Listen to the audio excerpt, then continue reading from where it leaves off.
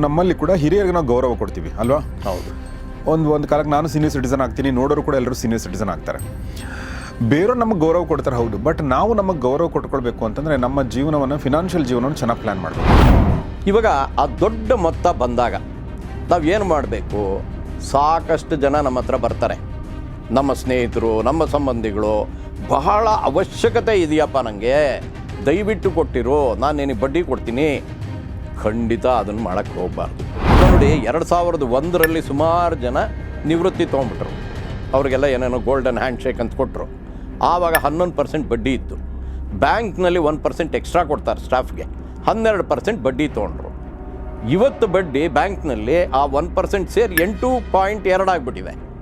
2001ರಲ್ಲಿ 12% ತೊಗೊಳ್ತಾ ಇದ್ದವನು ಇಷ್ಟೆಲ್ಲ ಬೆಲೆ ಏರಿದ ಮೇಲೆ, ಆದಾಯ ಬೇರೆ ಇಲ್ಲದೆ ಇರೋವಾಗ ಬಡ್ಡಿ ಕೆಳಗಡೆ ಇಳಿದು 8.2ಗೆ ಬಂದುಬಿಟ್ರೆ ಅವ್ನ ಗತಿ ಏನು? Passing on the risk is risk management ಅಂತ. ರಿಸ್ಕ್ ಕಳ್ಕೊಳಕ್ಕಾಗಲ್ಲ. ಒಂದು ಆಕ್ಸಿಡೆಂಟ್ ಆಗಬೇಕು ಅಂದರೆ ಹಾಗೇ ಆಗುತ್ತೆ. ಆದರೆ ಆಕ್ಸಿಡೆಂಟ್ ಆದರೆ ಆ ಕಾರ್ಗೆ ನುಚ್ಚುನೂರಾದಾಗ ಅದರ ಖರ್ಚು ಇವನ ಮೇಲೆ ಬೀಳುತ್ತೋ, ಇನ್ಶೂರೆನ್ಸ್ ಕಂಪ್ನಿ ಮೇಲೆ ಬೀಳುತ್ತೋ ಅಷ್ಟೇ. ನೋಡಿ ಸರ್, ತುಂಬ ಜನ PPF ಇಟ್ಟಿದ್ದಾರೆ, ಪಬ್ಲಿಕ್ ಪ್ರಾವಿಡೆಂಟ್ ಫಂಡ್. ನಾನೂ ಇಟ್ಟಿದ್ದೆ. ಪಬ್ಲಿಕ್ ಪ್ರಾವಿಡೆಂಟ್ ಫಂಡ್ನಲ್ಲಿ 7.1% ಬಡ್ಡಿ ಅಂತ ಇಟ್ಕೊಳ್ಳೋಣ. ಆದರೆ ಆ ಬಡ್ಡಿಗೆ ಟ್ಯಾಕ್ಸ್ ಇಲ್ಲ. ನಾನು ಮನೆ ವಿಚಾರ ತೊಗೊಂಡ್ರೆ ಭಾಳ ಸಾಹುಕಾರ, ಆದರೆ ದುಡ್ಡಿಲ್ಲ. ಅಂದರೆ 1 ಕೋಟಿ ಮನೆ ಇದೆ ಅಂತ ಅಂದ್ಕೊಳ್ಳಿ. 1 ಕೋಟಿ ಮನೆ ಇದೆ, ಬಟ್ ಪ್ರತಿ ತಿಂಗಳು ಖರ್ಚು ಮಾಡೋಕ್ಕೆ ದುಡ್ಡಿಲ್ಲ. ಅದಕ್ಕೇನು ಮಾಡ್ತಾರೆ? ಮಾರ್ಬಿಡಬೇಕು. ಕೆಲವರು ಮಾಡೋಕ್ಕೆ ಇಷ್ಟಪಡಲ್ಲ. ಅದಕ್ಕೇನು ಮಾಡ್ತಾರೆ? ರಿವರ್ಸ್ ಮಾರ್ಟಿಗೇಜ್ ಅಂತ ಅಮೇರಿಕಾನಲ್ಲಿ ಬ್ಯಾಂಕಿಗೆ ಕೊಟ್ಬಿಡ್ತಾರೆ.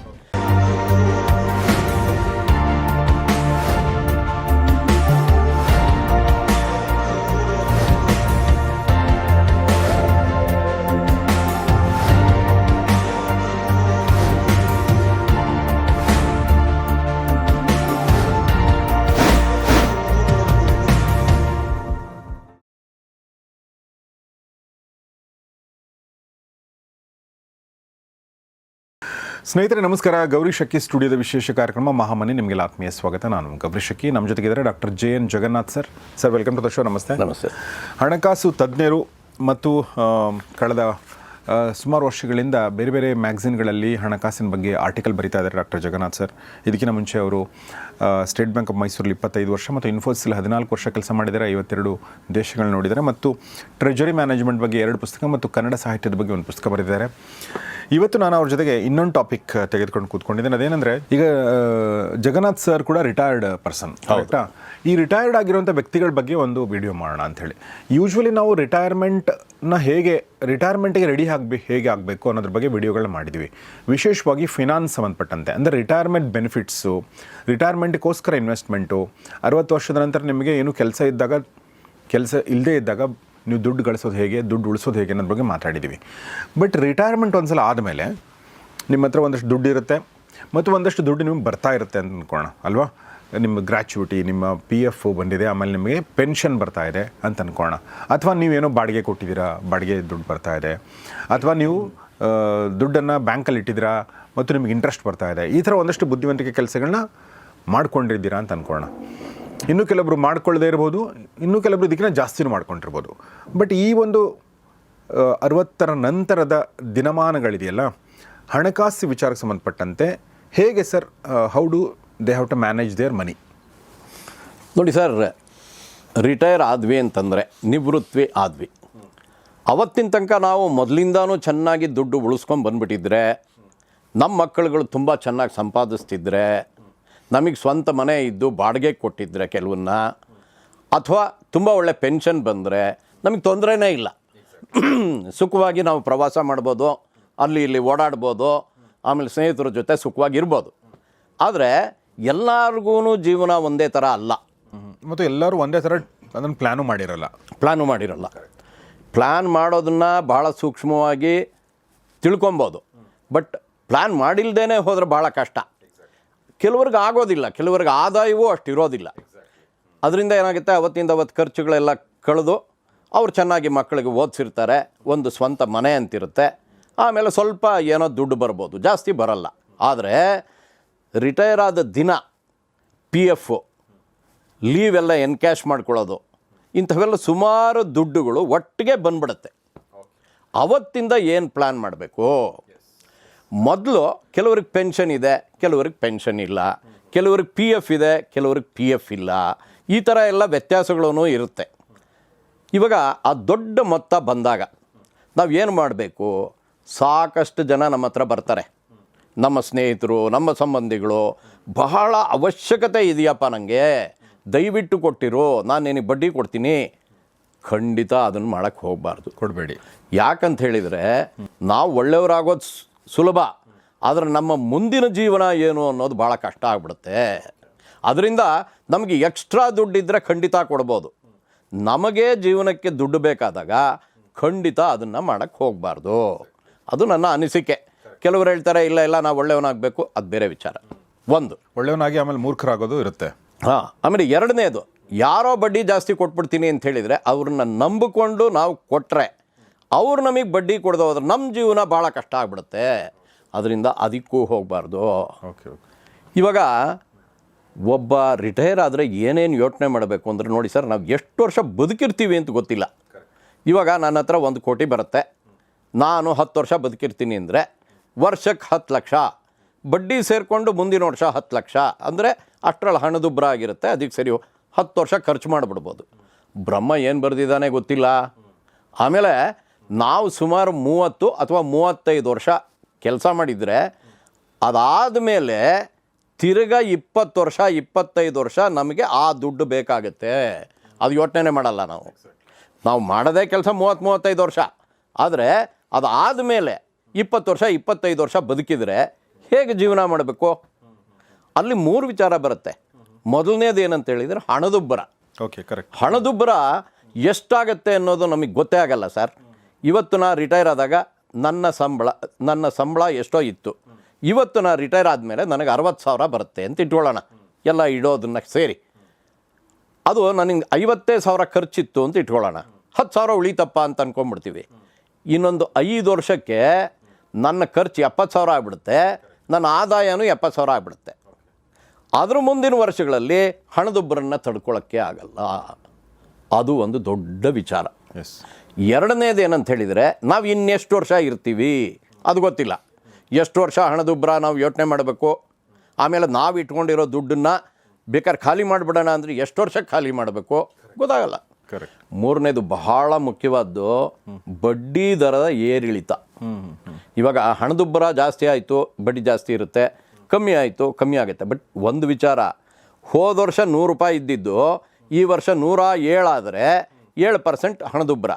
ಮುಂದಿನ ವರ್ಷ 107ರದು 109 ಆದರೆ ಬರೀ 3% ಹಣದುಬ್ಬರ ಅಂತಾರೆ. ಆದರೆ ನನ್ನ 109 ಆಯ್ತಲ್ಲ, ಕರೆಕ್ಟ್, ಅದನ್ನು ಯಾರೂ ಹೇಳೋದಿಲ್ಲ. ಕ್ಯುಮ್ಯುಲೇಟಿವ್ ಅದು. ಬಟ್ ಬಡ್ಡಿ ಕ್ಯುಮ್ಯುಲೇಟಿವ್ ಅಲ್ಲ. ನಾವು ತೊಗೊಂಡ್ಬಿಡ್ತೀವಿ, ಏನಪ್ಪ ಉಳಿಸ್ತಾ ಇದ್ದೀನಿ, ಕ್ಯುಮ್ಯುಲೇಟಿವ್ ಆಗುತ್ತೆ ಅನ್ನೋದು ಬೇರೆ ವಿಚಾರ. ನಾವು ರಿಟೈರ್ ಆದಮೇಲೆ ಆ ದುಡ್ಡನ್ನು ತೊಗೊಂಡು ಜೀವನ ಮಾಡಬೇಕಲ್ಲ, ಆವಾಗ ಕಷ್ಟ ಆಗೋಗುತ್ತೆ. ಇವಾಗ ನೋಡಿ, 2001ರಲ್ಲಿ ಸುಮಾರು ಜನ ನಿವೃತ್ತಿ ತೊಗೊಂಡ್ಬಿಟ್ರು. ಅವರಿಗೆಲ್ಲ ಏನೇನೋ ಗೋಲ್ಡನ್ ಹ್ಯಾಂಡ್ ಶೇಕ್ ಅಂತ ಕೊಟ್ಟರು. ಆವಾಗ 11% ಬಡ್ಡಿ ಇತ್ತು. ಬ್ಯಾಂಕ್ನಲ್ಲಿ 1% ಎಕ್ಸ್ಟ್ರಾ ಕೊಡ್ತಾರೆ ಸ್ಟಾಫ್ಗೆ, 12% ಬಡ್ಡಿ ತೊಗೊಂಡ್ರು. ಇವತ್ತು ಬಡ್ಡಿ ಬ್ಯಾಂಕ್ನಲ್ಲಿ ಆ 1% ಸೇರಿ 8.2 ಆಗಿಬಿಟ್ಟಿದೆ.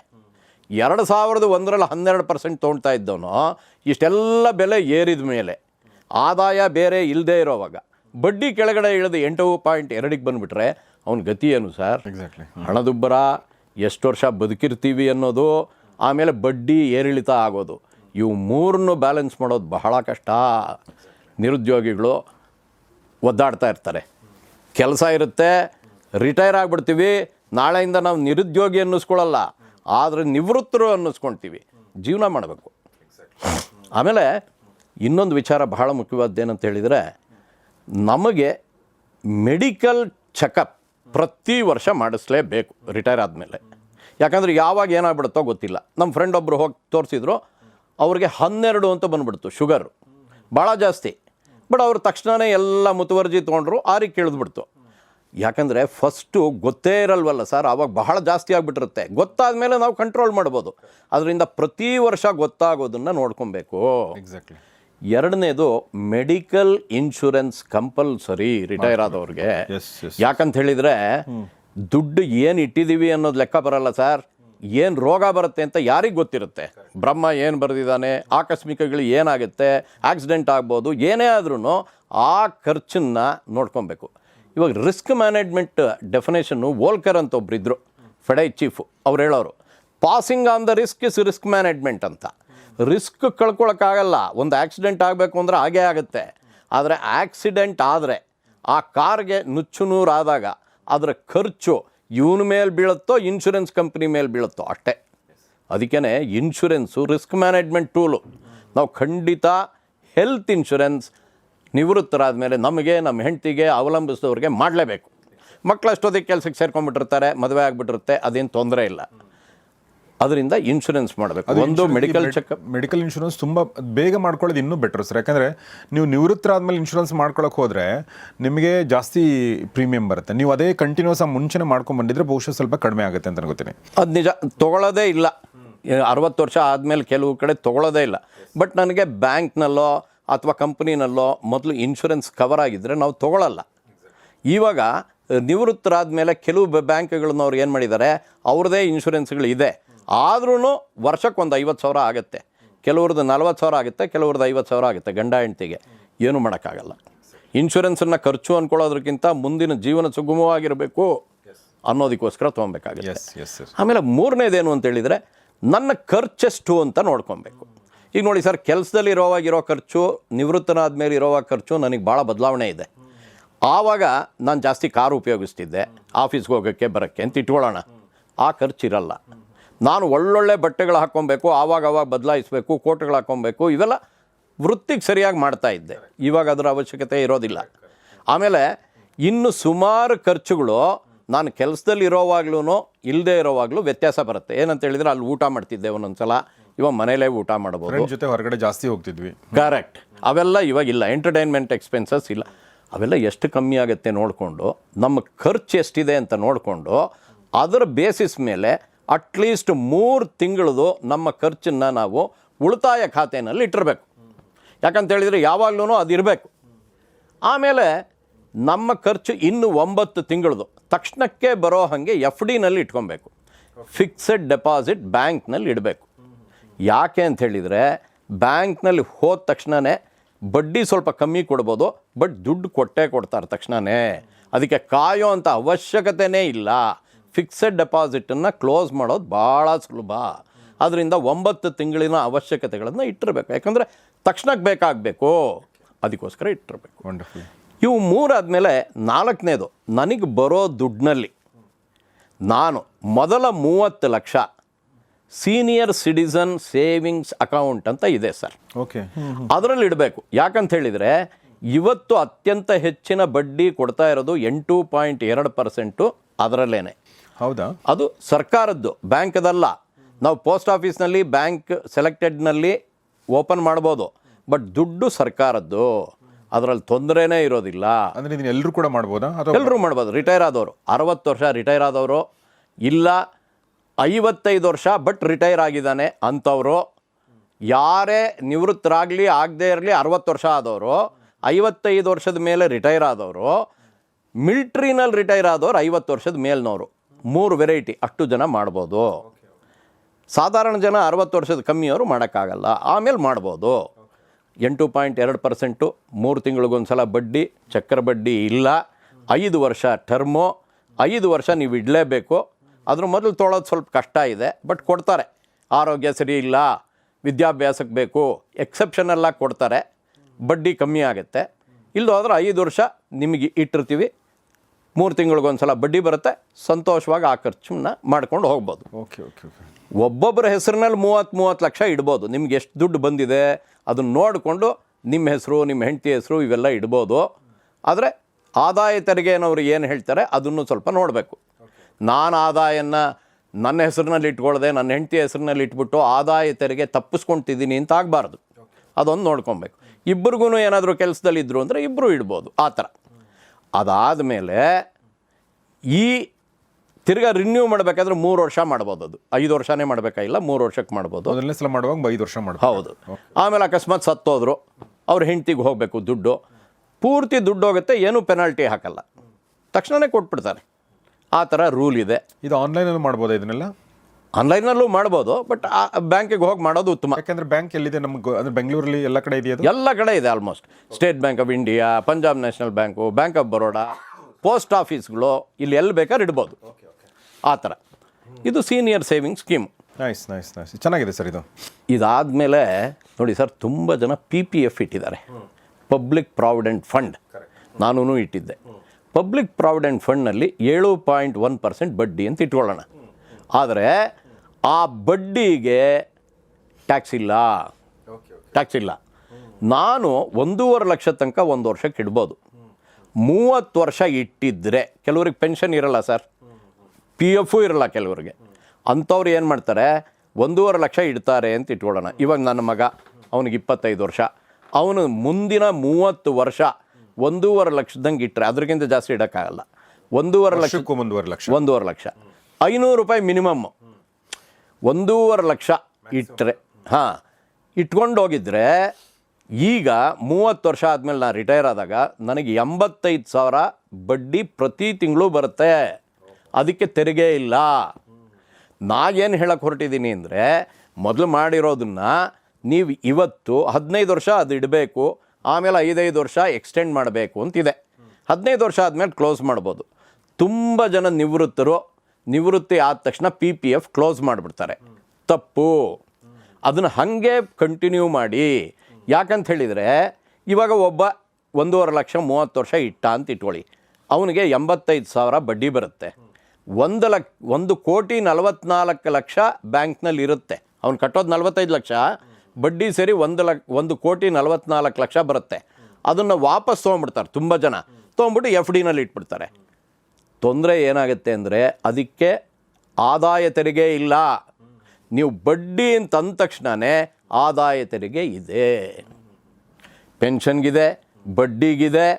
ಅದರಿಂದ PPF ಬಡ್ಡಿಗೆ ಇವತ್ತು ಆದಾಯ ತೆರಿಗೆ ಇಲ್ಲ. ಅದರಿಂದ ಯಾರ್ಯಾರು PPF ಇಟ್ಕೊಂಡಿದ್ದೀರೋ ಅವರು ಕ್ಲೋಸ್ ಮಾಡಿ, FD ಮಾಡಬೇಡಿ, ಅದನ್ನು ಕಂಟಿನ್ಯೂ ಮಾಡಿ ಅಂತ ನನ್ನ ಸಲಹೆ. ಸರ್, ಯಾಕೆ ಜನ ಕ್ಲೋಸ್ ಮಾಡಿ FD ಮಾಡ್ತಾರೆ? ಯೂಶಲಿ ರಿಟೈರ್ ಆದ ತಕ್ಷಣ ಕ್ಲೋಸ್ ಮಾಡೋದು ರೂಢಿ ಸರ್. PF ಆದರೆ ಕೊಟ್ಬಿಡ್ತಾರೆ. ಹಾಗೇನೆ ನಿನಗೆ ಎಷ್ಟು ಬಂತೋ ಅಂದರೆ PPF ಇದೆಯಪ್ಪ, ನಂದು PF ಇಲ್ಲ, ಅದನ್ನು ಕ್ಲೋಸ್ ಮಾಡಿದ್ದೀನಿ ಅಂತಾರೆ. ಮಾಡಬಾರ್ದು. ತುಂಬ ಜನ 15 ವರ್ಷ ಅದರ ಟರ್ಮು, ಅದಾದಮೇಲೆ ಇಟ್ಕೊಳ್ಳೋ ಹಂಗಿಲ್ಲ ಅಂತ ಅಂದ್ಕೊಂಡ್ಬಿಟ್ಟಿದ್ದಾರೆ. ಪ್ರತಿ 5 ವರ್ಷ ಎಕ್ಸ್ಟೆಂಡ್ ಮಾಡ್ತಾ ಹೋಗ್ಬೋದು, ತೊಂದರೆ ಇಲ್ಲ. ಅದರಿಂದ ಅದೊಂದು ಸಲಹೆ ನಿವೃತ್ತರಿಗೆ. ಭಾಳ ಒಳ್ಳೆ ಸಲಹೆ ಸರ್. ಓಕೆ. ಆಮೇಲೆ ಇನ್ನೊಂದು ಪ್ರಾಡಕ್ಟ್ ಇದೆ ಸರ್, ಸಿಸ್ಟಮಿಕ್ ವಿಡ್ರಾಯಲ್ ಪ್ಲ್ಯಾನ್ ಅಂತ. ಅದರಲ್ಲಿ ಕೆಲವು ಟ್ಯಾಕ್ಸ್ ಬೆನಿಫಿಟ್ ಇದೆ.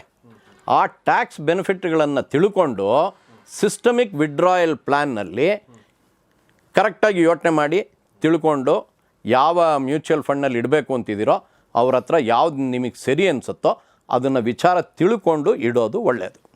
ಯಾಕಂತೇಳಿದರೆ, ನಿಮಗೆ ಪ್ರತಿ ತಿಂಗಳೂ ಇಷ್ಟು ಖರ್ಚಾಗತ್ತಪ್ಪ, ಇಷ್ಟು ನನಗೆ ಬೇಕು ಅಂತ ಹೇಳಿದರೆ, ವರ್ಷಕ್ಕೊಂದು ಸಲನೋ ತಿಂಗಳಿಗೊಂದು ಸಲನೋ ನೀವು ತೊಗೊಳ್ಳೋ ಹಾಗೆ ವಾಪಸ್ ತೊಗೊಳ್ಳೋ ಮಾರ್ಗ ಅವ್ರು ಹೇಳ್ತಾರೆ. ಬರೀ ಬಡ್ಡಿ ಸಾಲದೇ ಇರ್ಬೋದು ಕೆಲವರಿಗೆ. ಅದರಿಂದ ಎಷ್ಟು ವರ್ಷ ಬೇಕೋ ಅದನ್ನು ಯೋಚನೆ ಮಾಡಬೇಕು, ಅದನ್ನು ಮಾಡ್ಬೋದು. ಆಮೇಲೆ ಇನ್ನೊಂದಿದೆ ಸರ್, ಅಮೇರಿಕಾನಲ್ಲಿ ಏನಂತ ಹೇಳಿದರೆ ರಿವರ್ಸ್ ಮಾರ್ಟಿಗೇಜ್ ಅಂತ. ಅಂದ್ರೇನು? ಇದು ಇಂಡಿಯಾದಲ್ಲಿ ಇಲ್ವಾ ಸರ್? ಇದು ಇಂಡಿಯಾನಲ್ಲಿ ಕಮ್ಮಿ ಇದೆ, ಜಾಸ್ತಿ ಫೇಮಸ್ ಆಗಿಲ್ಲ. ಒಳ್ಳೊಳ್ಳೆ ರೂಲ್ಗಳು, ಕಾನೂನುಗಳು ಅದ್ರ ಬಗ್ಗೆ ಬಂದಿಲ್ಲ. ಬಂದ್ರೂ ಬಹಳ ಕಮ್ಮಿ ಬಡ್ಡಿ ಇದೆ. ಓಕೆ ಸರ್, ಅದನ್ನು ಹೇಳಿ, ಎಕ್ಸ್ಪ್ಲೇನ್ ಮಾಡಿ. ಏನಂತ ಹೇಳಿದರೆ, ಇವಾಗ ನಾನು ಮನೆ ವಿಚಾರ ತೊಗೊಂಡ್ರೆ ಭಾಳ ಸಾಹುಕಾರ, ಆದರೆ ದುಡ್ಡಿಲ್ಲ. ಅಂದರೆ 1 ಕೋಟಿ ಮನೆ ಇದೆ ಅಂತ ಅಂದ್ಕೊಳ್ಳಿ. 1 ಕೋಟಿ ಮನೆ ಇದೆ, ಬಟ್ ಪ್ರತಿ ತಿಂಗಳು ಖರ್ಚು ಮಾಡೋಕ್ಕೆ ದುಡ್ಡಿಲ್ಲ. ಅದಕ್ಕೇನು ಮಾಡ್ತಾರೆ, ಮಾರ್ಬಿಡಬೇಕು. ಕೆಲವರು ಮಾಡೋಕ್ಕೆ ಇಷ್ಟಪಡಲ್ಲ.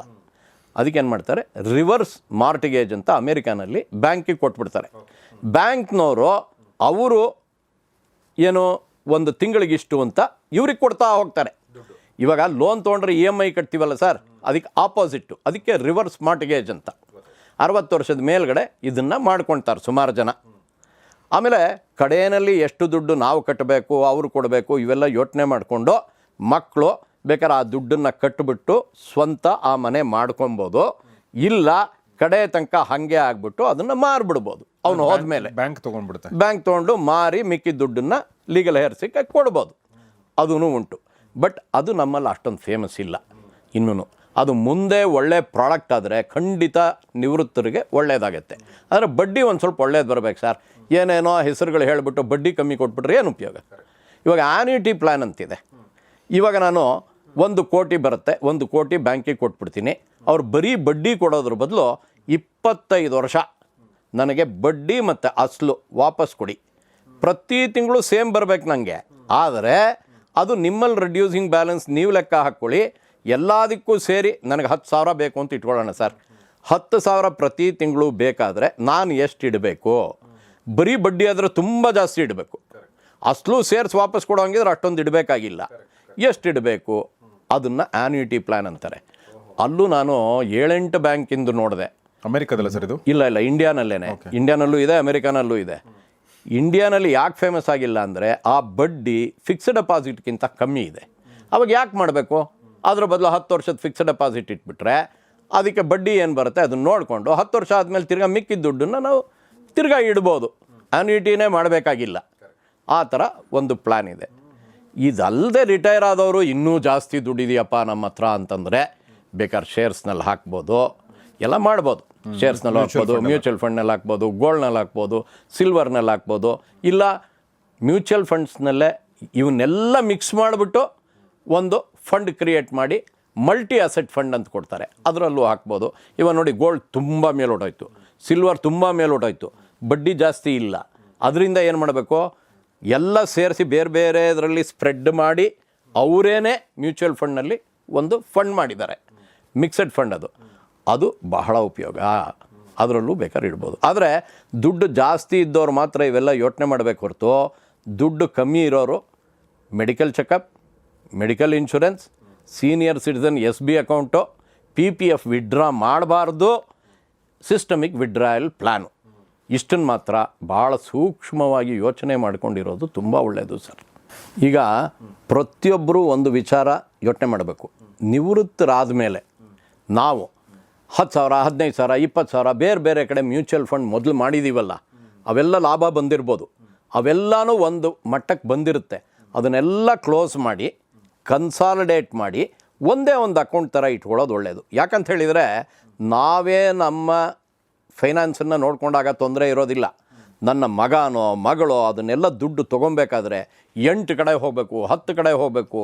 ಆಮೇಲೆ ನಾವು ಮಾಡಿದಾಗ ಅದಕ್ಕೆ ದುಡ್ಡಿಗೆ ಬೆಲೆ ಇತ್ತು, ಇವಾಗ ದುಡ್ಡು ಬೆಲೆ ಕಳ್ಕೊಂಬಿಟ್ಟಿದೆ. ಅವತ್ತಿನ 20,000 ಅವತ್ತಿಗೆ ಒಳ್ಳೆಯದು, ಇವತ್ತಿಗೆ 20,000 ಒಳ್ಳೆಯದಲ್ಲ. ಅವರು ಡಿವಿಡೆಂಡ್ ನಮಗೆ ಪ್ರತಿ ವರ್ಷ ಕೊಟ್ಟುಬಿಟ್ಟಿದ್ದಾರೆ ಅಂತ ಇಟ್ಕೊಳ್ಳೋಣ. ಆ 25,000 ಇಟ್ಕೊಂಡ್ರೆ ಭಾರಿ ಕಷ್ಟ. ಅದರಿಂದ ಅಂಥವನ್ನೆಲ್ಲ ಫಸ್ಟು ಕನ್ಸಾಲಿಡೇಟ್ ಮಾಡಿ ಕ್ಲೋಸ್ ಮಾಡಿ ಅಂಥವನ್ನೆಲ್ಲ ದುಡ್ಡು SB ಅಕೌಂಟ್ ಇಟ್ಕೊಂಡು ತಿರ್ಗಾ ನನಗೆ ಮ್ಯೂಚುವಲ್ ಫಂಡ್ ಕಂಟಿನ್ಯೂ ಮಾಡಬೇಕು ಅಂತಿದ್ದರೆ ದೊಡ್ಡ ಮಟ್ಟನ್ನು ಒಂದನ್ನು ಇಡೋದು ಉತ್ತಮ. ಮುಂದಿನವ್ರಿಗೆ ಉಪಯೋಗ ಆಗುತ್ತೆ. ಅದಕ್ಕೂ ನಾಮಿನೇಷನ್ ಮಾಡಿಬಿಡಬೇಕು. ಆಮೇಲೆ SB ಅಕೌಂಟ್ಗಳಿರ್ತಾವಲ್ಲ ಸರ್, ಬೇರೆ ಬೇರೆ ಬ್ಯಾಂಕಲ್ಲಿ SB ಅಕೌಂಟ್ಗಳಿರ್ತವೆ. ಸೊ ಒಂದು ರೀತಿಯಿಂದ ಪ್ಯಾನ್ ಕಾರ್ಡ್ ಇರೋದ್ರಿಂದ ಗೊತ್ತಾಗುತ್ತೆ ಅಂತ ಅನ್ಕೋತೀನಿ. ಗೊತ್ತಾಗುತ್ತೆ. ಬಟ್ ಸ್ಟಿಲ್ ಹೆಲ್ಪ್ ಮಾಡೋಕ್ಕೆ ಮಕ್ಕಳಿಗೆ ಅದನ್ನೆಲ್ಲ ಒಂದು ಅಕೌಂಟ್ಗಳೆಲ್ಲ ಕ್ಲೋಸ್ ಮಾಡಿ ಒಂದು ಕಡೆ ಇರೋದು ಬೆಟ್ರಾ? ಅಲ್ಲ, ನಿಮಗೆ ಅವಶ್ಯಕತೆ ಕಮ್ಮಿ ಆಗಿಬಿಟ್ರೆ ನೀವು ಕ್ಲೋಸ್ ಮಾಡಿ ಒಂದೇ ಕಡೆ ಇಡ್ಬೋದು. ಇಲ್ಲದೆ ಹೋದರೆ ಎಲ್ಲದಕ್ಕೂ ಬರೆದು ಒಂದು ಲಿಸ್ಟ್ ಮಾಡಿ ಇಟ್ಟಿರಬೇಕು. ಬಟ್ ತುಂಬ SB ಅಕೌಂಟ್ ಇಟ್ಕೊಳ್ಳೋ ಅವಶ್ಯಕತೆ ಇಲ್ಲ ಸರ್. ರಿಟೈರ್ ಆದಮೇಲೆ 2-3 ಬೇಕಾಗುತ್ತೆ ಅನ್ನೋದು ಬೇರೆ ಬೇರೆ ವಿಚಾರಕ್ಕೆ ಇಟ್ಕೊಂಡಿರ್ತಾರೆ. ಕೆಲವರು ಶೇರ್ಸ್ಗೆ ಒಂದು ಇಟ್ಕೊಂಡಿರ್ತಾರೆ, ಗೂಗಲ್ ಪೇಗೆ ಒಂದು ಇಟ್ಕೊಂಡಿರ್ತಾರೆ, ಜಾಸ್ತಿ ದುಡ್ಡು ಇಟ್ಟಿರೋದು ಒಂದು ಇಟ್ಟಿರ್ತಾರೆ. ಈ ಥರ ಇಟ್ಕೊಂಡಿರ್ಬೋದು. ಅದರ್ವೈಸ್ ಒಂದು SB ಅಕೌಂಟ್ ಸಾಕು, ಇಲ್ಲ 2 ಸಾಕು, ಮಿಕ್ಕಿದ್ದೆಲ್ಲ ಕ್ಲೋಸ್ ಮಾಡಿಬಿಡ್ಬೋದು. ಭಾಳ ಇಂಪಾರ್ಟೆಂಟ್ ವಿಚಾರಗಳನ್ನ ಹೇಳಿದ್ರಿ sir. It was wonderful session. It ಭಾಳ ಯೂಸ್ಫುಲ್ ಆಗಿತ್ತು ಅಂತ ಅನ್ಕೋತೀನಿ ಸರ್. ಒಂದು ನನಗೆ ಪರ್ಸ್ನಲಿ ಬೇಜಾರಾಗೋದೇನಂತಂದರೆ ಸೀನಿಯರ್ ಸಿಟಿಸನ್ಸ್ಗೆ ಒಂದು ಘನತೆ ಅಂತ ಇರುತ್ತೆ ಸರ್. ನಾವು ಈ ನಮ್ಮಲ್ಲಿ ಕೂಡ ಹಿರಿಯರಿಗೆ ನಾವು ಗೌರವ ಕೊಡ್ತೀವಿ ಅಲ್ವಾ? ಹೌದು. ಒಂದು ಕಾಲಕ್ಕೆ ನಾನು ಸೀನಿಯರ್ ಸಿಟಿಸನ್ ಆಗ್ತೀನಿ, ನೋಡೋರು ಕೂಡ ಎಲ್ಲರೂ ಸೀನಿಯರ್ ಸಿಟಿಸನ್ ಆಗ್ತಾರೆ. ಬೇರೆಯವ್ರು ನಮಗೆ ಗೌರವ ಕೊಡ್ತಾರೆ, ಹೌದು. ಬಟ್ ನಾವು ನಮಗೆ ಗೌರವ ಕೊಟ್ಕೊಳ್ಬೇಕು ಅಂತಂದರೆ ನಮ್ಮ ಜೀವನವನ್ನು, ಫಿನಾನ್ಷಿಯಲ್ ಜೀವನವನ್ನು ಚೆನ್ನಾಗಿ ಪ್ಲ್ಯಾನ್ ಮಾಡಬೇಕು. ಹೌದು. ಇಲ್ಲಾಂದರೆ we lose respect. We lose respect in our own ice. Correct. So ಇದನ್ನು ಯಾಕೆ ಹೇಳ್ತಾ ಇದ್ದೀನಿ ಅಂತಂದರೆ, ಈಗ ನಾವು ಕೆಲಸ ಮಾಡುವಾಗ ನಮಗೇನೋ ಒಂದು ಕಷ್ಟ ಬರುತ್ತೆ. ನನ್ನ ಫ್ರೆಂಡಿಗೆ ಹೇಳ್ತೀನಿ, ದೋಸ್ತ ಒಂದು ಸ್ವಲ್ಪ ದುಡ್ಡು ಕೊಡು, 1-2 ಲಕ್ಷ ಆಮೇಲೆ ಕೊಡ್ತೀನಿ ಅಂತ. ಅವನು ಕೊಡ್ತಾನೆ. ಆಮೇಲೆ ಅವ್ನು ಕೇಳ್ತಾನೆ, ನಾನು ಕೊಡ್ತೀನಿ. ಏನೋ ಒಂದು ಎಕ್ಸ್ಚೇಂಜ್ ವ್ಯವಹಾರಗಳು. ಆಮೇಲೆ ನಾನು ಲೋನ್ ಅಪ್ಲೈ ಮಾಡ್ತೀನಿ, ಲೋನ್ ಕೊಡುತ್ತೆ. ಎಲ್ಲ ನಮಗೆ ಬಿಕಾಸ್ ನಾವು ಕೆಲಸ ಮಾಡ್ತಿರೋದ್ರಿಂದ ಬ್ಯಾಂಕು ದುಡ್ಡು ಕೊಡುತ್ತೆ, ಜನನೂ ದುಡ್ಡು ಕೊಡ್ತಾರೆ, ಎಲ್ಲರೂ ನಮಗೆ ದುಡ್ಡು ಕೊಡ್ತಾರೆ, ನಾವು ಕೊಡ್ತೀವಿ. ಒಂದ್ಸಲ ರಿಟೈರ್ಮೆಂಟ್ ಆದಮೇಲೆ ನಿಮಗೆ ಯಾರೂ ದುಡ್ಡು ಕೊಡಲ್ಲ ಅಲ್ವಾ? ಸೊ ನಾನು ಏನು ಹೇಳಕ್ಕೆ ಹೊರಟೆ ಅಂದರೆ, ರಿಟೈರ್ಮೆಂಟ್ ಆದಮೇಲೆ ಯಾರಿಗೂ ನೀವು ಕೇಳುವಂಥ ಸ್ಥಿತಿನ ಇಟ್ಕೋಬಾರ್ದು. ಹೌದು. ಅಂದರೆ ಅದು ಘನತೆ ನನ್ನ ಪ್ರಕಾರ. ಹೌದು. ಅಂದರೆ ಕೇಳಬಾರ್ದು ಅಂತಲ್ಲ, ಕಷ್ಟ ಬಂದಾಗ ಯಾರಿಗೋ ಮಕ್ಕಳಿಗೋ ಇನ್ನೊಬ್ರಿಗೋ ಕೇಳೋವಂಥದ್ದು ಸಹಜ, ಅದು ಕೇಳಬೇಕು, ಅವ್ರ ಹಕ್ಕು ಕೂಡ. ಬಟ್ ಪ್ಲ್ಯಾನ್ ಹೆಂಗೆ ಮಾಡ್ಕೋಬೇಕು ಅಂತಂದರೆ, ನಿಮ್ಮ ಜೀವನ ಏನಿದೆ, ನಿಮ್ಮ ಖರ್ಚುಗಳೇನಿದೆ ಅದನ್ನು ಸರಿಯಾಗಿ ಪ್ಲ್ಯಾನ್ ಮಾಡ್ಕೊಂಬಿಟ್ರೆ ಅದು ಭಾಳ ಬ್ಯೂಟಿಫುಲ್ ಆಗಿರೋ ಜೀವನನ, ನೆಮ್ಮದಿ ಜೀವನನ ಮಾಡ್ಬೋದು ಅಲ್ವಾ ಸರ್? ನಿಜ ನೋಡಿ ಸರ್, ನಾವು ರಿಟೈರ್ ಆದಮೇಲೆ ಏನು ಅಂತ ಮಾತ್ರ ನಾ ಹೇಳಿದೆ. ಇನ್ನೊಂದು ಸಲ ಯಾವಾಗಾದರೂ ರಿಟೈರ್ ಆಗೋದ್ರ ಮೊದಲು ಏನೇನು ಪ್ಲ್ಯಾನ್ ಮಾಡಬೇಕು ಅನ್ನೋದನ್ನು ಯೋಚನೆ ಮಾಡ್ಬೋದು. ಬಹಳ ಮುಖ್ಯವಾಗಿ ನೀವು ಹೇಳಿದ ವಿಚಾರ ನಿಜ. ನಾವು ಬೇರೆಯವರ ಮೇಲೆ ಅವಲಂಬಿಸಬಾರ್ದು. ಆಮೇಲೆ ನಾವು ವಿಲ್ ಬರೀಲೇಬೇಕು. ವಿಲ್ ಬರೆದ್ರು ಹೆಂಡತಿ ಹೆಸರಿಗೆ ಬರೀಬೇಕು, ಮಕ್ಕಳ ಹೆಸರಿಗೆ ಬರೆದು ಅವ್ರನ್ನ ಸಂಶಯ ದೃಷ್ಟಿಯಿಂದನೂ ನೋಡೋದು ಬೇಡ, ಅಪನಂಬಿಕೆ ಇರೋದು ಬೇಡ. ಆಮೇಲೆ ಹೆಂಡತಿ ಹೆಸರಿಗೆ ಬರೆಯೋಣ, ಹೆಂಡತಿ ಆದಮೇಲೆ ಮಕ್ಕಳಿಗೆ ಹೋಗುತ್ತೆ. ಆಮೇಲೆ ಮೂರನೇ ವಿಚಾರ ಏನು ಅಂತ ಹೇಳಿದರೆ, ನಾವು ಯಾರೇ ಆದ್ರೂ ಎಲ್ಲದಕ್ಕೂ ನಾಮಿನೇಷನ್ ಮಾಡಿರಬೇಕು.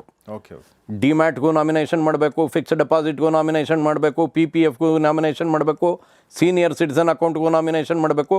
ಅವಕ್ಕೆಲ್ಲದಕ್ಕೂ ನಾಮಿನೇಷನ್ ಇದೆ, ದಯವಿಟ್ಟು ನಾಮಿನೇಷನ್ ಮಾಡಬೇಕು. ಓಕೆ, ಈಗಂತೂ ನಾಮಿನೇಷನ್ ರೂಲ್ಸ್ ಚೇಂಜ್ ಆಗಿ ಒಬ್ಬರನ್ನೇ ಮಾಡಬೇಕಾಗಿಲ್ಲ, ನೀವು 3-4 ಜನ ನಾಮಿನೇಷನ್ ಮಾಡ್ಬೋದು. ಮತ್ತು ನಾಮಿನೇಷನ್ ಬೇರೆ, ಲೀಗಲ್ ಹೇರ್ ಬೇರೆ ಅಂತ ಕೂಡ ಒಂದು ಚೆನ್ನಾಗಿ. ಕರೆಕ್ಟ್. ಸೊ ನಾಮಿನೇಷನ್ ಆದ್ರಿಗೆ ದುಡ್ಡು ಹೋಗಬೇಕಾಗಿಲ್ಲ. ಇದು ಇವ್ರು ನನ್ನ ಸಾವಿನ ನಂತರ ಇವ್ರಿಗೆ ದುಡ್ಡು ತಗೋತಾರೆ, ಬಟ್ ಅದನ್ನು ಕೊಡಬೇಕಾಗಿರೋದು ಇವ್ರಿಗೆ ಅಂತ ಕೂಡ ಮಾಡ್ಬೋದು. ಈ ಥರ ಏನೇನೋ ಚೇಂಜ್ ಆಗಿದೆ ಅಂತ ನನಗೆ. ಹೌದು, ಹೊಸ ನಾಮಿನೇಷನ್ ರೂಲ್ಸ್ ಬಂದಿದೆ, ಭಾಳ ಬದಲಾವಣೆಗಳಾಗಿದೆ, ಫ್ಲೆಕ್ಸಿಬಲ್ ಆಗಿದೆ. ಆಮೇಲೆ ಇನ್ನೂ ಒಂದು ವಿಚಾರ ಏನು ಅಂತ ಹೇಳಿದರೆ, ನನ್ನ ಆಸ್ತಿ ಎಲ್ಲ ಪಟ್ಟಿ ಮಾಡಿ ನನ್ನ ಸ್ನೇಹಿತರ ಹತ್ರನೋ, ನಾನಂತೂ ನನ್ನ ಮಕ್ಕಳ ಹತ್ರ ಕೊಟ್ಬಿಟ್ಟಿದ್ದೀನಿ, ಅವ್ರು ನೋಡೋದಿಲ್ಲ. ಇಮೇಲ್ ಕಳಿಸ್ಬಿಡ್ತೀನಿ ನಾನು, 6 ಮಂತ್ಸು ಕಳಿಸಿದರೆ ಅವ್ರು ನೋಡೋದಿಲ್ಲ ಅದನ್ನು. ಆದರೆ ಅವ್ರ ಹತ್ರ ಪೂರ್ತಿ ಡೀಟೇಲ್ಸ್ ಇರುತ್ತೆ. ನಾಳೆ ನನಗೇನೇ ಹೆಚ್ಚು ಕಮ್ಮಿ ಆದರೂ ಅವ್ರ ಹತ್ರ ಎಲ್ಲೆಲ್ಲಿ ಏನೇನು ಇಟ್ಟಿದ್ದೀನಿ ಅವ್ರಿಗೆ ಸಂಪೂರ್ಣವಾಗಿ ವಿವರ ಇರಬೇಕು. ಅದನ್ನು ಮಾತ್ರ ಮುಚ್ಚುಮರೆ ಮಾಡಬಾರ್ದು. ಮಕ್ಕಳನ್ನ ನಂಬಲ್ವಾ, ಹೆಂಡ್ತಿನ ನಂಬಲ್ವಾ, ಸೇಫ್ನಲ್ಲಿಡಿ. ಒಳ್ಳೆ ಸ್ನೇಹಿತಂಗೆ ಕೊಡಿ, ಅವನೇನು ತೊಗೊಳಕ್ಕಾಗಲ್ಲ, ಅವನ ಹತ್ರ ಪಟ್ಟಿ ಇರುತ್ತಷ್ಟೇ. ಅದರಿಂದ ಅದನ್ನು ಖಂಡಿತ ಮಾಡಬೇಕು. ಆಮೇಲೆ ಲಾಯರ್ ಹತ್ರ ಇದ್ರ ವಿಚಾರ ಏನಾದರೂ ಇದ್ದರೆ, ಸ್ನೇಹಿತರಿದ್ದರೆ ಅವ್ರ ಮೂಲಕ ವಿಚಾರಗಳನ್ನು ತಿಳಿದುಕೊಳ್ಳೋದು ಬಹಳ ಉತ್ತಮ. ಇವೆಲ್ಲ ಕಾಮನ್ ಸೆನ್ಸ್ ಪ್ರಕಾರ ಹೇಳೋವಂಥ ವಿಚಾರಗಳು ಸರ್. ಇವೆಲ್ಲ ಬಿಡಬಾರ್ದು. ಇವೆಲ್ಲ ಎಲ್ಲರೂ ತಿಳ್ಕೊಂಡಿರಬೇಕು, ಎಲ್ಲರೂ ಮಾಡಲೇಬೇಕು. ಕೆಲವರು ಹೋಗ್ತಾರೆ, ಆಮೇಲೆ ಆ ಅಸೆಟ್ಗಳು ಎಲ್ಲೆಲ್ಲಿದೆ ಅಂತ ಯಾರಿಗೂ ಗೊತ್ತಿರಲ್ಲ, ಯಾರ್ಯಾರಿಗೆ ದುಡ್ಡು ಕೊಟ್ಬಿಟ್ಟಿದ್ದಾರೆ ಅನ್ನೋದು ಗೊತ್ತಾಗಲ್ಲ. ಇವೆಲ್ಲ ಭಾಳ ತಪ್ಪು ಸರ್, ಭಾಳ ಅದು. ಆಮೇಲೆ ಅವ್ರು ಹೋದ್ಮೇಲೆ ಜನ ಅಂದರೆ ಅವ್ರ ಕುಟುಂಬಸ್ಥರು ಅವ್ರನ್ನ ಶಪ್ಸೋ ಥರನೂ ಆಗಬಾರ್ದು ಅಲ್ವಾ? ಹೌದು. ಏನೋ ಸಾಲ ಮಾಡಿ ಹೋಗಿ ಆಮೇಲೆ ಯಾರೋ ಸಾಲಗಾರರು ಬರೋವಂಥದ್ದು, ಅಥವಾ ಏನೋ ಒಂದು ಅಸೆಟ್ ಮಾಡಿ ಅದನ್ನು ಹೇಳದೆ ಹೋಗುವಂಥದ್ದು, ಅದು ಯಾರ್ದೋ ಪಾಲಾಗುವಂಥದ್ದು, ಎರಡೂ ಆಗಬಾರ್ದಲ್ಲ ಸರ್. ಸೊ ಹೀಗಾಗಿ ಜಗನ್ನಾಥ್ ಸರ್ ಹೇಳಿರುವಂಥದ್ದು ಪ್ರತಿಯೊಂದು ಮಾತಲ್ಲ ಮುತ್ತೋದು ಆ್ಯಕ್ಚುಲಿ ಹೇಳ್ಬೇಕಂತಂದರೆ. ಯಾಕೆಂದರೆ ನಾವು ನಮ್ಮ ಸೀನಿಯರ್ ಸಿಟಿಸನ್ಸ್ ಅವ್ರ ಜೀವನ ಅಂದರೆ ನನಗೆ ಯಾವಾಗಲೂ ಅದು ಯೋಚನೆ ಬರ್ತಿರುತ್ತೆ. ಅಂದರೆ ಸೀನಿಯರ್ ಸಿಟಿಸನ್ಸ್ ಒಂದು ಘನತೆಯ ಬದುಕಕ್ಕೆ ನಾವು as a society, as a ಸರ್ಕಾರ ಕೂಡ ಅದಕ್ಕೆ ಈಗ ಮಾಡಿರೋದೆಲ್ಲ ಇದು ಎಲ್ಲ ಹೇಳಿದ್ದು ಇದಕ್ಕೆ ಕಾರಣ ಏನಂದರೆ, ಸರ್ಕಾರದಲ್ಲೊಂದು ಮನಸ್ಸು ಏನಿದೆ ಅಂದರೆ, ಸೀನಿಯರ್ ಸಿಟಿಸನ್ ಚೆನ್ನಾಗಿರಲಿ, ಸುರಕ್ಷಿತವಾಗಿರಲಿ ಅಂತ ಪ್ರತಿಯೊಬ್ಬ ಸರ್ಕಾರದ ಹಿಂದಿರುವಂಥ ವ್ಯಕ್ತಿಗಳ ಮನಸ್ಸುಗಳಲ್ಲಿದೆ. ಬಟ್ ಅದನ್ನು ಯೂಸೇ ಮಾಡ್ಕೊಳ್ಳಿಲ್ಲ ಅಂತಂದರೆ, ನಾವು ಅದನ್ನು ಅರ್ಥನೇ ಮಾಡ್ಕೊಳ್ಳಿಲ್ಲ ಅಂದರೆ ನಾವು ಮೂರ್ಖರು ಬಿಟ್ಟರೆ ಅಲ್ವಾ, ಇರುವಂಥ ವ್ಯವಸ್ಥೆನ ಯೂಸ್ ಮಾಡ್ಕೊಳ್ಳಿಲ್ಲ ಅಂತಂದರೆ. ಸೊ ಇದು 2ನೇ ಪಾರ್ಟು. 1ನೇ ಪಾರ್ಟು ಸರ್ ಇನ್ನೊಂದು ಸಲ ಹೇಳ್ತಾರೆ, ಅದೇನೆಂದರೆ ರಿಟೈರ್ಮೆಂಟ್ಗೆ ಪ್ರಿಪೇರ್ ಆಗೋದು ಹೇಗೆ, ಫಿನಾನ್ಷಿಯಲಿ ನಿಮ್ಮ ಪ್ಲ್ಯಾನ್ ಮಾಡೋದು ಹೇಗೆ ಅನ್ನೋದನ್ನು ಇನ್ನೊಂದು ಸಲ ಅವರು ಹೇಳ್ತಾರೆ. ಬಟ್ ಇವತ್ತು ಹೇಳಿರುವಂಥ ಈ ವಿಚಾರಕ್ಕೆ ನಾನು ತುಂಬ ಧನ್ಯವಾದ ಹೇಳ್ತೀನಿ ಸರ್ ನಿಮಗೆ. Thank you very much. ನಮ್ಮ ಜೊತೆ ಇಷ್ಟೊತ್ತು ಈ ಒಂದು ಅಮೂಲ್ಯ ವಿಚಾರಗಳನ್ನ ತಿಳಿಸಿದ್ರಿ. ಬಟ್ ಈ ಅಮೂಲ್ಯ ವಿಚಾರಗಳನ್ನ ಅವರು ನನಗೆ ಹೇಳಿದರು, ನಾನು ನಿಮಗೆ ಹೇಳಿದೆ. ನೀವಷ್ಟೇ ಇಟ್ಕೊಂಡ್ರೆ ಇದು ಖಂಡಿತ ಅದಕ್ಕೊಂದು ವ್ಯಾಲ್ಯೂ ಬರಲ್ಲ. ಯಾಕೆಂದರೆ ನಿಮ್ಮ ಮನೇಲೂ ಸೀನಿಯರ್ ಸಿಟಿಸನ್ಸ್ ಇರ್ತಾರೆ, ನೀವು ಸೀನಿಯರ್ ಸಿಟಿಸನ್ಸ್ ಆಗ್ತೀರಾ. ರಸ್ತೆಯಲ್ಲಿ ಸೀನಿಯರ್ ಸಿಟಿಸನ್ ಹೋಗೋದು, ಬಸ್ಸಲ್ಲಿ ಹೋಗೋದು, ಎಲ್ಲೊಂದು ಕಡೆ ಕೂತ್ಕೊಂಡಿರೋದು, ಸ್ವಲ್ಪ ಅನಾಥ ಪ್ರಜ್ಞೆಯಿಂದ ಬಳಲೋದು, ಅಥವಾ ದುಡ್ಡಿಗೆ ಪರದಾಡೋದು, ಓಕೆ, ಹಾಸ್ಪಿಟಲ್ಗಳಿರೋದು, ಇದೆಲ್ಲವನ್ನೂ ಕೂಡ ನಾವು ನೋಡಿರ್ತೀವಿ. ವೃದ್ಧಾಪ್ಯ ಎಲ್ರಿಗೂ ಬರುತ್ತೆ, ಓಕೆ, ಸಾವು ಎಲ್ರಿಗೂ ಬರುತ್ತೆ. ಆದರೆ ಅದು ಘನತೆಯಿಂದ ಬದುಕೋ ಥರ ಅವರು ಮಾಡ್ಕೋಬೇಕು. ಅದಕ್ಕೆ ಆ್ಯಸ್ ಅ ಸೊಸೈಟಿ ನಾವು ಹೆಲ್ಪ್ ಮಾಡಬೇಕು ಅಲ್ವಾ, ಕುಟುಂಬವಾಗಿ ನಾವು ಹೆಲ್ಪ್ ಮಾಡಬೇಕು. ನಮ್ಮ ತಂದೆ ತಾಯಿಗಳನ್ನ ಚೆನ್ನಾಗಿ ನೋಡ್ಕೊಳ್ಬೇಕು, ನಮ್ಮ ತಾತ ಮುತ್ತಾತ ಅವ್ರನ್ನ ಚೆನ್ನಾಗಿ ನೋಡ್ಕೊಳ್ಬೇಕು. ಯಾಕೆಂದರೆ ಅದರಲ್ಲಿ ಇನ್ನೊಂದು ತುಂಬ ಇಂಪಾರ್ಟೆಂಟ್ ವಿಚಾರ ಇದೆ. ನೀವು ಹೇಗೆ ನಿಮ್ಮ ತಂದೆ ತಾಯಿಗಳನ್ನ ನೋಡ್ಕೋತಿರೋ, ನಿಮ್ಮ ಮಕ್ಕಳು ನಿಮ್ಮನ್ನು ಹಾಗೆ ನೋಡ್ಕೋತಾರೆ. ಅದರಲ್ಲೇನು ನೀವೇನು ಕೊಡ್ತೀರೋ ಅದೇ ನಿಮ್ಗೆ ವಾಪಸ್ ಬರೋದು, ಅದು ಕೂಡ ನಿಮ್ಮ ತಲೆಯಲ್ಲಿರಲಿ ಅಂತ ಹೇಳ್ತಾ ಇವತ್ತಿನ ಈ ಎಪಿಸೋಡನ್ನು ಮುಗಿಸ್ತಾ ಇದ್ದೀನಿ. ನೋಡ್ತಾರೆ ಗೌರಿಶಕ್ತಿ ಸ್ಟುಡಿಯೋ, ನೋಡ್ತಾರೆ ಮಹಾವಾಣಿ ಕಾರ್ಯಕ್ರಮ. ನಮಸ್ಕಾರ.